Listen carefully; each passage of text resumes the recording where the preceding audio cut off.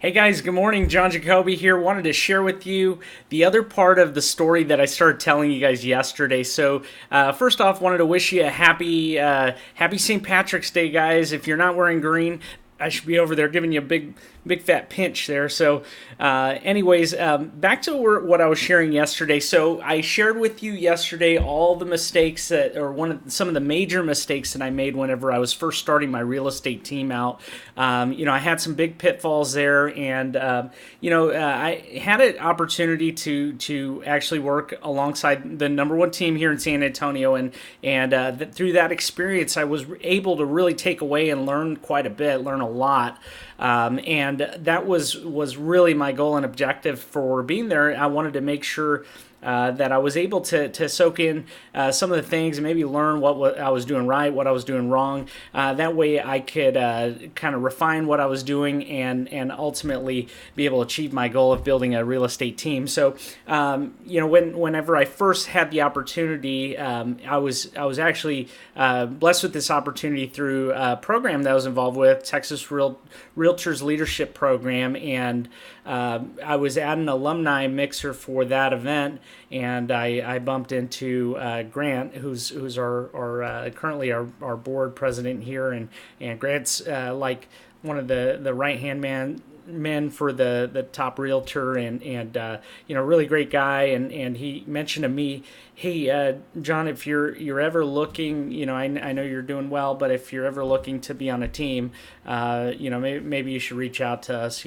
So it was kind of just by chance that I was afforded the opportunity. But I really, whenever I was there, I learned three secrets that were able to actually help me transform my business and double my production within a year that I was there. I went from about 25, 30 deals almost a year, and then I was able to bump that up to 50. And I want to share with you some of the things that helped me achieve that. And that way you can keep this in mind if you're looking at building a team. I want to make sure that you're not going through those pitfalls that I shared with yesterday. So jumping right into it. Okay, so whenever I was there, I learned, in my previous story, I mentioned that the team was making my life harder, not easier. And if you're building a team the right way, it should not be doing that at all. It should actually make your life easier. So secret number one. The first hire that you want to make sure you bring in when you're building a real estate team is a transaction coordinator. So my transaction coordinator, Linda, she's been blessed to actually come on and work with me, my team here, but she was my first transaction coordinator I actually worked with, and she has made my life so much easier. She makes my team's life easier. And really, we want to make sure that we're focusing on the income-producing activities, getting in front of people, prospecting, getting out there, showing, meeting clients. And once you get a contract going, you should be able to pass the ball to your teammates, so that way they can focus on transacting that and guiding the clients through. You want to make sure you have somebody good and that's solid, that understands the contract, and that it's not going to come back to you for every last thing, asking you for questions. So transaction coordinator should be your first hire, not a buyer's agent. And then from there, we continue to scale up the team. There's a way that you do it, and you want to make sure that you are at the right production level whenever you go and you start building to the next teammates. So that would be my first piece of advice. The first secret: hire a transaction coordinator. If you're already busy, make yourself a little less busy and pay a TC. Okay, so the next secret that I learned working with the number one team is that you've got to have systems and processes in place for everything. So and the reason why the systems and processes are so important is because you're going to your message is going to get lost in translation. Have you ever played that game where you whisper a message into somebody's ear, and then that person whispers it to the next person, and then that person whispers it to the next person? By the end of it all, you have a completely different message than what you originally started with. So having systems and processes prevents you from having that issue. So some of the systems and processes that you should have in place, you should have forms for everything.